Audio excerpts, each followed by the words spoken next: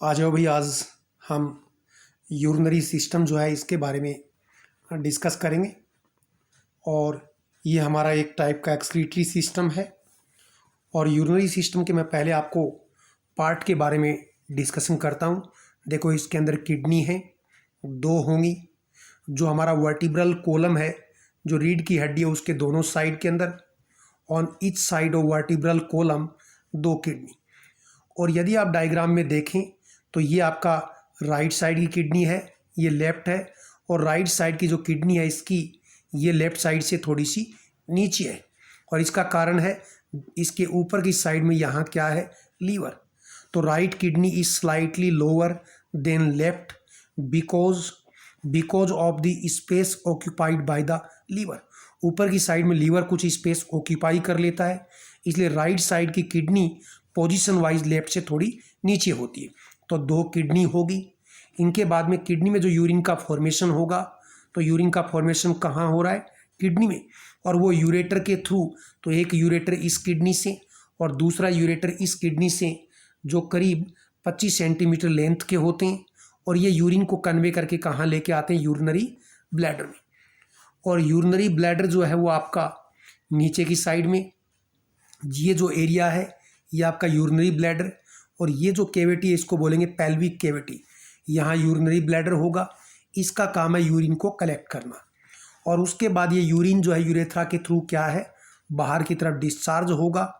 और यूरिन का हमारी बॉडी से बाहर जो आउटफ्लो होता है, इस प्रोसेस को हम क्या बोलते हैं, इसको बोलते हैं मैक्चुरेशन प्रोसेस। इसको बोलते हैं मैक्चुरेशन प्रोसेस। अब हम बात करते हैं किडनी के बारे में। और किडनी जैसा कि आपके सामने लिखा हुआ है कि ये क्या है, बीन शेप्ड ऑर्गन है। तो किडनी क्या है, तो number 1, it is a bean shaped. ये बीन शेप्ड ऑर्गन है, जैसे सोयाबीन होती है, तो ये बीन शेप्ड ऑर्गन जो है वो होता है। एक चीज़, शेप के बारे में क्वेश्चन आ जाता है। दूसरा, किडनी का वेट जो है वो कितना होता है, तो आपको याद रखना 150 ग्राम इसका क्या है, वेट है। इसके बाद किडनी की जो लोकेशन है वो क्या है, तो आप इसको ऐसे याद रखें, 12 से 3 का शो। तो मैं लेकर यहाँ लिखता हूँ 12, यहाँ लिखता हूँ 3, जैसे पिक्चर में होता है 12 से 3 का शो।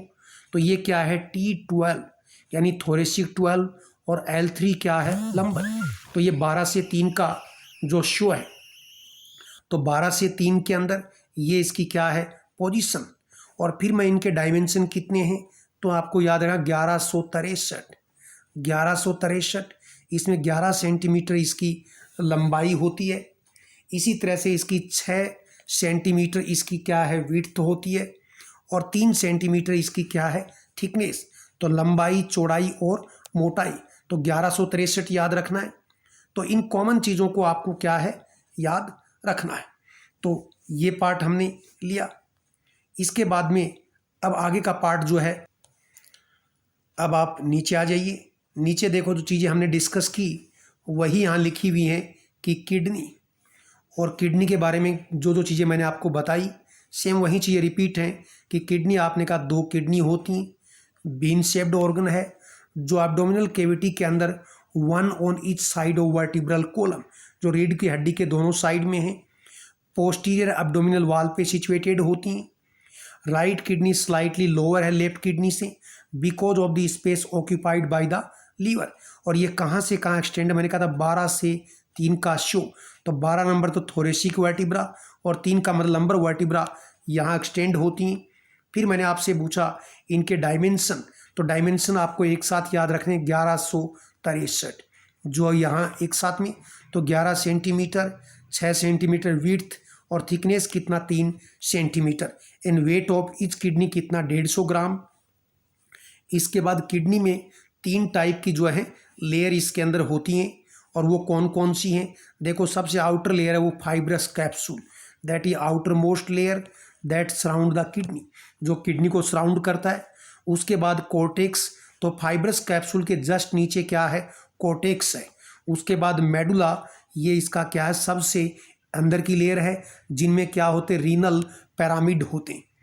तो ये बाहर का फाइब्रस कैप्सूल, ये तो प्रोटेक्टिव लेयर है। उसके बाद जो कॉर्टेक्स है, देखो लिखा है रीनल कॉर्टेक्स, किडनी में इसलिए क्या बोल दिया, रीनल कॉर्टेक्स। इसमें क्या है, ब्लड फिल्टरिंग मैकेनिज्म होती है। और जो आपका नेफ्रॉन का शुरू का हिस्सा है उसके अंदर ग्लोमेरुलस होता है। तो जितने भी ग्लोमेरुलस, और कई हैं इसलिए ग्लोमेरुली, वो सब कहाँ, रीनल कॉर्टेक्स के अंदर प्रेजेंट हैं। जबकि रीनल मेडुला के अंदर क्या, रीनल पिरामिड और रीनल क्या है, ट्यूब्यूल जो है वो होती है। तो किडनी की लेयर कौन कौन सी, देखो सबसे बाहर की लेयर है फाइब्रस कैप्सूल, जो outer most layer, protective layer. उसके बाद कॉर्टेक्स, ये लिखा रीनल कॉर्टेक्स, जिसके अंदर ब्लड फिल्टरिंग मैकेनिज्म है, ग्लोमेरुली प्रेजेंट होती हैं। और जो मेडुला है वो अंदर की लेयर है जिसमें रीनल पिरामिड और रीनल ट्यूब्यूल जो है वो प्रेजेंट होती हैं। इसी को हम डायग्राम के अंदर देख लेते हैं। तो ये आपके किडनी का डायग्राम, और इसमें लिखा हुआ ऊपर कि किडनी की जो फंक्शनल यूनिट है वो क्या होती है, नेफ्रॉन। और एक किडनी में करीब 1 मिलियन नेफ्रॉन होते हैं। अब किडनी में जो बाहर की लेयर है वो देखो, ये रहा रीनल कैप्सूल, ये क्या है, आउटर मोस्ट लेयर है। उसके बाद इससे अंदर की लेयर है वो क्या, रीनल कॉर्टेक्स। और रीनल कॉर्टेक्स में क्या, ग्लोमेरुलरी होती हैं, ब्लड फिल्टरिंग मैकेनिज्म होती है। और उसके बाद अंदर का जो पार्ट है वो क्या, मेडुला। और इस मेडुला के अंदर ये जो मैं टिक कर रहा हूँ ये सब क्या है, ये सब क्या, दे आर रीनल पिरामिड। तो ये रीनल पिरामिड है। उसके बाद ये जो छोटी छोटी स्ट्रक्चर हैं इनको हम क्या बोलते हैं, दैट इज माइनर कैलिक्स। और माइनर कैलिक्स के बाद में ये क्या है, ये एरिया मेजर कैलिक्स। और उसके बाद ये बनता रीनल पेल्विस। और रीनल पेल्विस के बाद क्या स्टार्ट होता है, यूरेटर। तो यदि कोई आपसे पूछे तो आप कहेंगे सबसे पहले क्या है, ये आप कहेंगे सबसे पहले आपका है दैट इज ग्लोमेरुलरी। उसके बाद क्या, रीनल पिरामिड। रीनल पिरामिड के बाद क्या, माइनर कैलिक्स, मेजर कैलिक्स, फिर रीनल पेल्विस। ये रीनल पेल्विस होता है जिसकी शेप आपको देखो ये कैसी है, फनल जैसी, ऐसे फनल होता है ना, तो फनल शेप्ड है। तो रीनल पेल्विस फनल शेप्ड है। उसके बाद ये ट्यूबुलर स्ट्रक्चर क्या है, यूरेटर। और इस किडनी से जो यूरिन बना है उसको ये यूरेटर किडनी से लेके कहाँ लेके जाएगा, यूरिनरी ब्लैडर तक लेके इसको कन्वे करेगा। इसके बाद में हम बात करते हैं नेफ्रॉन के बारे में। नेफ्रॉन लिखा कि फंक्शनल यूनिट ऑफ किडनी है। और इच किडनी के अंदर 1 मिलियन नेफ्रॉन होते हैं। नेफ्रॉन की लंबाई जो है वो कितनी है, 3 सेंटीमीटर है। इसके बाद में मैं बात करूं कि नेफ्रॉन जो है उसके अंदर अलग अलग पोर्शन हैं उनके बारे में। और नेफ्रॉन कंसिस्ट, और नेफ्रॉन का शुरू का पार्ट है इसको बोलते हैं बाउमन कैप्सूल, और इसी को हम बोलते हैं ग्लोमेरुलर कैप्सूल। और ये बाउमन कैप्सूल और ग्लोमेरुलर कैप्सूल के अंदर आगे हम डायग्राम पढ़ेंगे। और इसके अंदर क्या है, ब्लड कैपिलरी का, ऐसे ये आपका बाउमन कैप्सूल है, इसके अंदर ब्लड कैपिलरी का एक नेटवर्क होता है जिसको क्या बोलते हैं, ग्लोमेरुलस। तो ये क्वेश्चन कई बार आता है, a network of blood capillary in Bowman capsule क्या नाम है, ग्लोमेरुलस। तो ये ग्लोमेरुलस है। और ग्लोमेरुलस की जो ब्लड कैपिलरी हैं, ग्लोमेरुलर कैपिलरी हैं, ये पोरस होती हैं, छेद होते हैं, जिससे ब्लड यहाँ क्या है, फिल्टर होता है। और फिल्टर होने के बाद में नेफ्रॉन का शुरुआत का हिस्सा जिसको बोलते हैं प्रोक्सिमल, देखो कोई भी शुरू का पार्ट है उसको प्रोक्सिमल बोलते हैं, दूर का होता है उसको डिस्टल बोलते हैं। तो शुरू का जो पार्ट है इसको बोलते हैं प्रोक्सिमल कन्वोलेटेड ट्यूब्यूल, क्योंकि ट्यूब जैसा है इसलिए ट्यूब्यूल, और खाली है इसलिए क्या, प्रोक्सिमल कन्वोलेटेड ट्यूब्यूल। उसके बाद ये आगे जाके घूमेगा, तो घूमेगा इसलिए लूप बोलेंगे। और इस लूप को इस साइंटिस्ट ने डिस्कवर किया, तो इसको हेनली या लूप ऑफ हेनली या इसको मेडुलरी लूप बोलते हैं, क्योंकि किडनी के मेडुला पार्ट में ये ट्यूब्यूल होती है। फिर distil tubule, distil convoluted tubule बोल सकते हैं। और लास्ट में क्या है, कलेक्टिंग डक्ट है। और कलेक्टिंग डक्ट जो है एक लार्जर डक्ट बनाएंगे। और बाद में ये क्या, माइनर कैलेक्स में खाली होगा। माइनर कैलेक्स आपको पता है जो है मेजर कैलेक्स में खाली होगा। फिर वो रीनल पेल्विस में जाएगा, और उसके बाद में क्या, यूरेटर के थ्रू नीचे जो है वहाँ पहुँचेगा। अब हम इससे आगे का पार्ट जो नेफ्रॉन जो हम डिस्कशन कर रहे थे वही कुछ चीज़ें यहाँ लिखी हुई हैं। तो देखो ये शुरू का पार्ट जो है ये क्या, बाउमन कैप्सूल। तो ये जो गोल वाला हिस्सा ऐसे सी शेप का है ये बाउमन कैप्सूल है। ये बाउमन कैप्सूल ये नेफ्रॉन का पहला पार्ट है। उसके बाद ये ट्यूब्यूल है जिसको बोलते हैं प्रोक्सिमल ट्यूब्यूल या प्रोक्सिमल कन्वोलेटेड ट्यूब्यूल। उसके बाद नीचे एक घुमावदार स्ट्रक्चर है इसको क्या बोलते हैं, that is loop of Henley या हेनलीज लूप। और ये देख रहे हैं किडनी का अंदर का पार्ट है मेडुला, और ये कोर्टेक्स में होता है। और अभी हमने बात की थी कोर्टेक्स में क्या है, ग्लोमेरुलरी प्रेजेंट होती हैं, या कोर्टेक्स में ग्लोमेरुलस है जिसमें आपका ब्लड क्या है, फिल्टर होता है। तो ब्लड फिल्टरिंग मैकेनिज्म कोर्टेक्स में है, जबकि आपकी बाकी रीनल ट्यूब्यूल जो है वो कहाँ है, वो आपके क्या है, मेडुला में होती।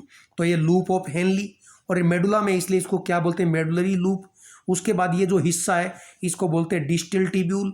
फिर ये क्या है, ये कलेक्टिंग डक्ट है, तो ये आपका नेफ्रॉन। और फिर ये कलेक्टिंग डक्ट जो है यूरेटर के साथ में माइनर कैलेक्स, मेजर कैलेक्स और फिर यूरेटर के साथ में कनेक्ट होती है। तो ये आपकी नेफ्रॉन की स्ट्रक्चर जिसकी लंबाई करीब 3 सेंटीमीटर होती है।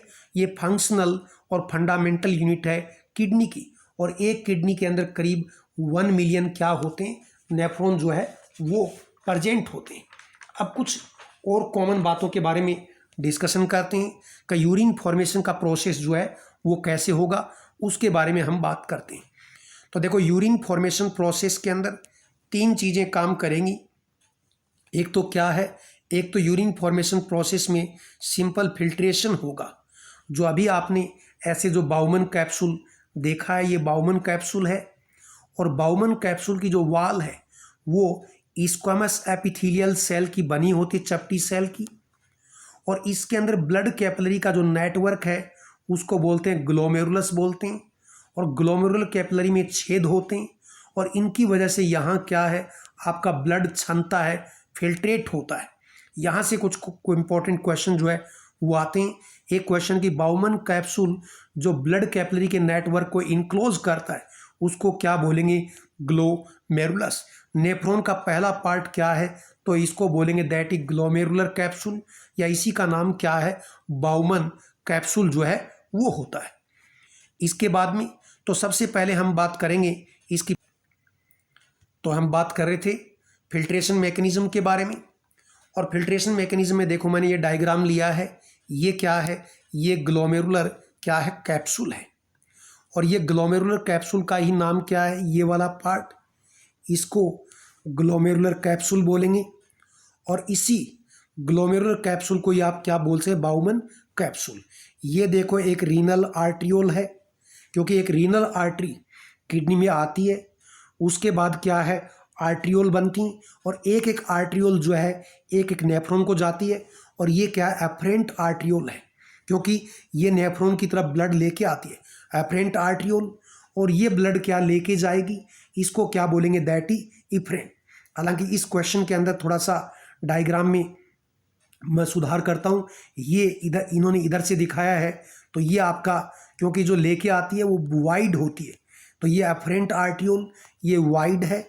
और उसके बाद में ये इधर इसको क्या है, यहाँ से ये बाहर निकलता है, एफरेंट आर्ट्रियोल ये इसकी नैरो होती है, याद रखना, क्योंकि जब ज़्यादा ब्लड आएगा और फिर इन कैपिलरी का जो नेटवर्क है इसमें छेद होते हैं, यहाँ से आपका ब्लड फिल्टर होगा और फिर वापस से क्या है, ये आपके आगे सप्लाई होगा। तो यहाँ आता ज़्यादा है और आगे कम जा रहा, क्योंकि ये डायमीटर क्या नैरो है।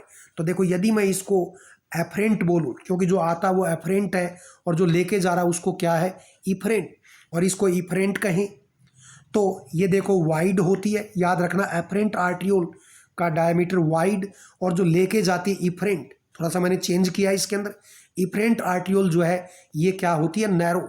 इससे इसकी वाल पे जो ग्लोमेरुलर कैपिलरी की वाल पे प्रेशर होगा, और प्रेशर से आपका ब्लड जो है यहाँ फिल्टर होगा। अब यहाँ देखो 3 चीज़ें कंसीडर होती हैं।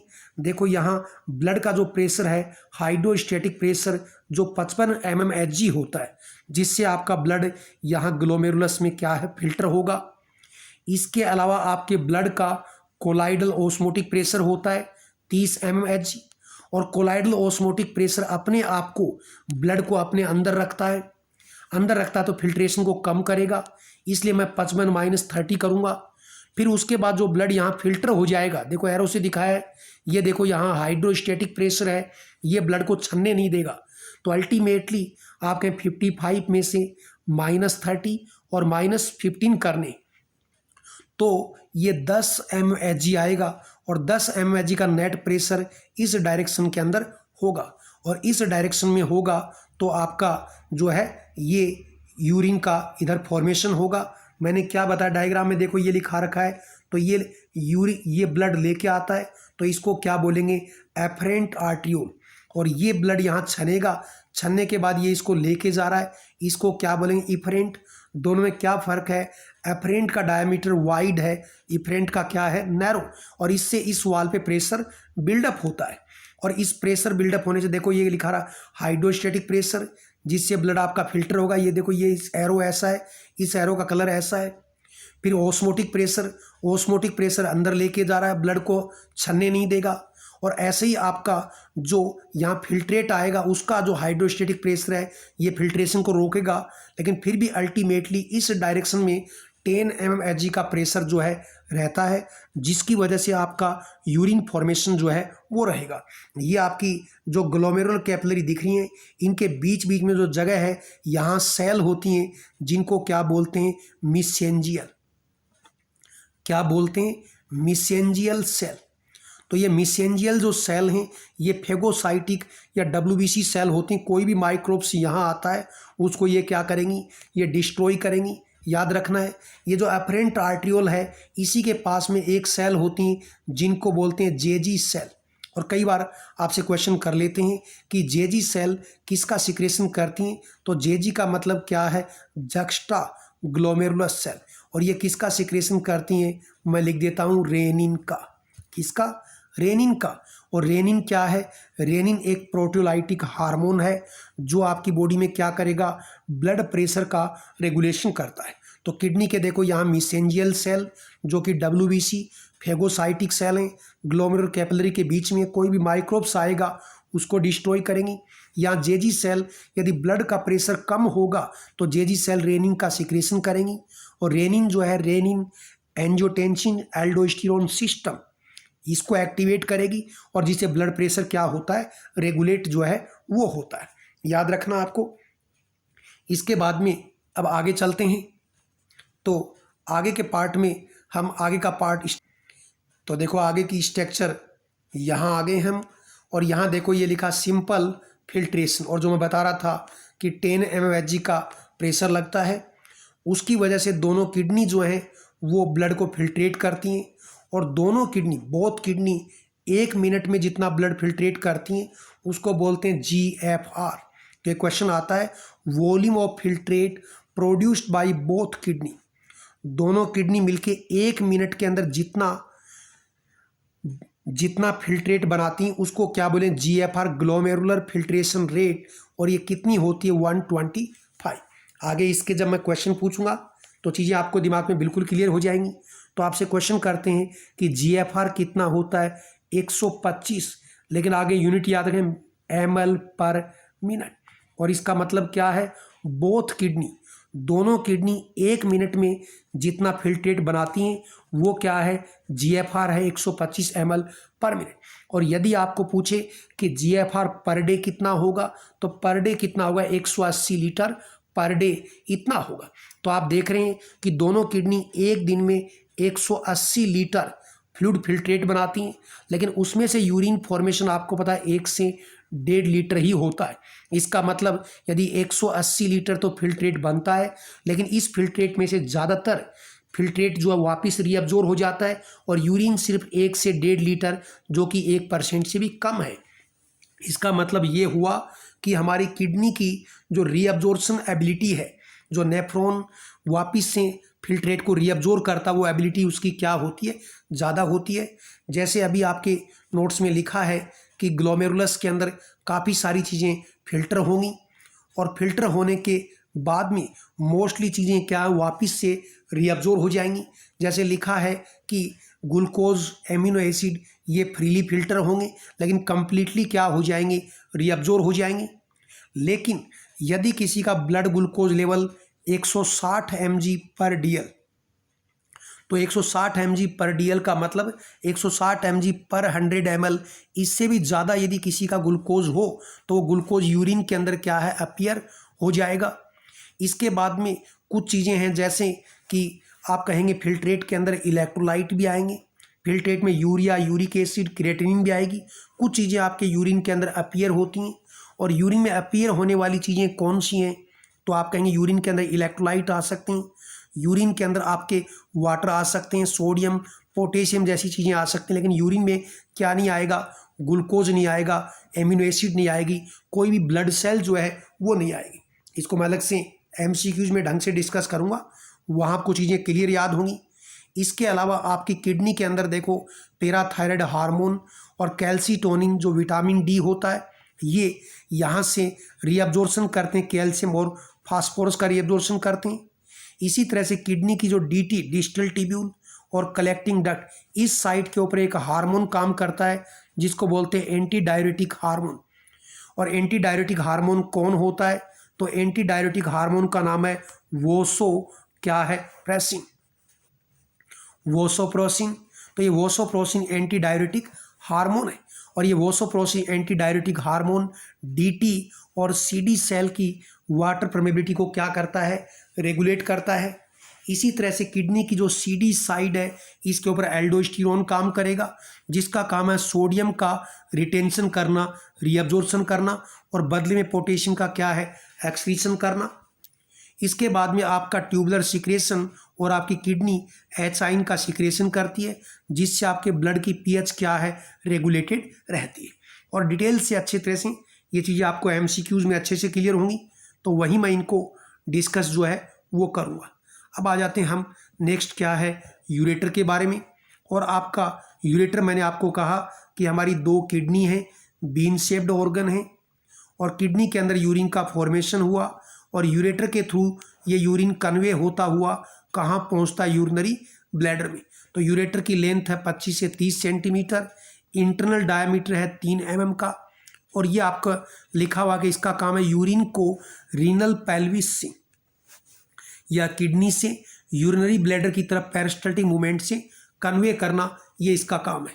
उसके बाद लिखा है यूरिनरी ब्लैडर पेल्विक कैविटी में होगा, इसका एक ही काम है यूरिन को स्टोर करना, और ये यूरिनरी ब्लैडर जो है करीब 300 से 400 ml यूरिन को स्टोर कर सकता है, और यदि इमरजेंसी हो तो 600 ml तक स्टोर करेगा। जैसे जैसे यूरिन इसमें इकट्ठा होगा, इसकी शेप में क्या है? बदलाव आएगा। और इसकी वाल के अंदर जो यूरिनरी ब्लैडर है, इसकी वाल में स्ट्रेच रिसेप्टर होते हैं। स्ट्रेच रिसेप्टर का मतलब इसकी वाल पे खिंचाव पड़ेगा, तो ये मैसेज कहाँ जाएगा? स्पाइनल कॉर्ड में।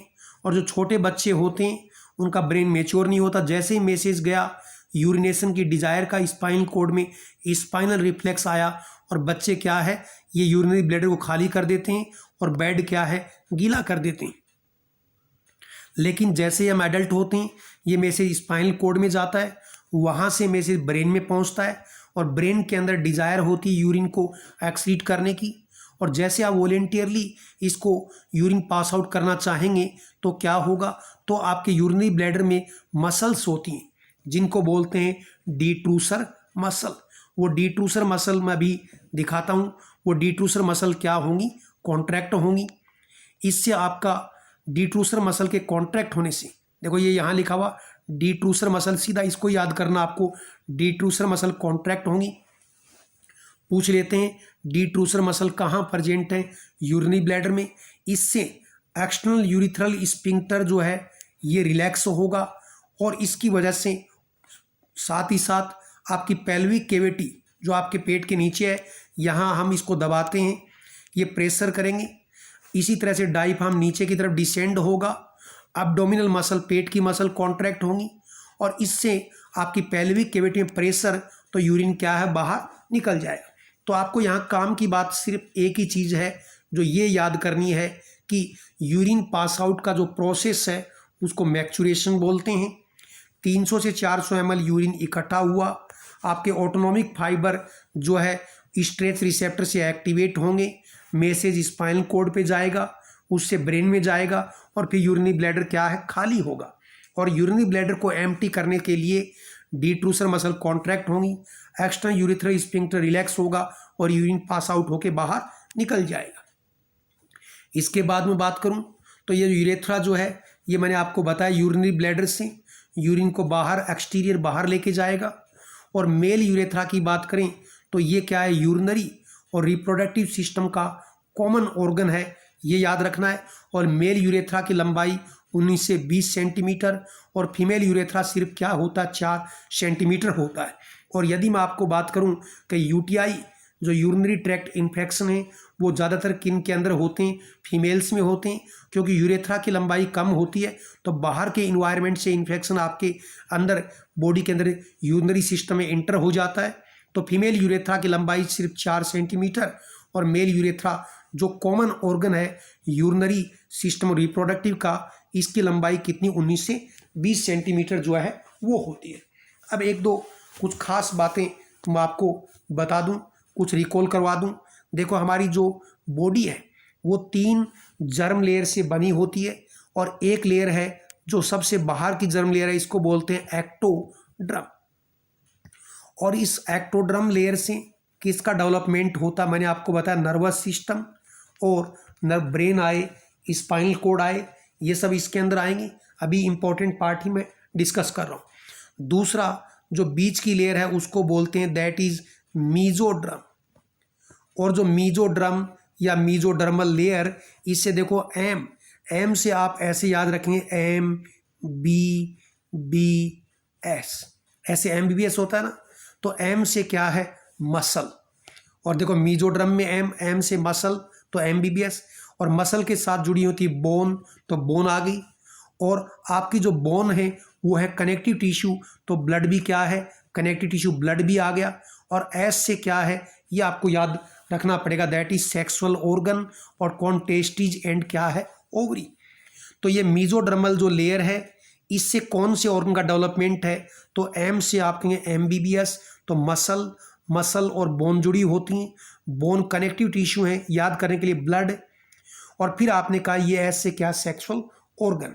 इसके अलावा इसके अंदर याद रखना है urinary bladder, sorry urinary system.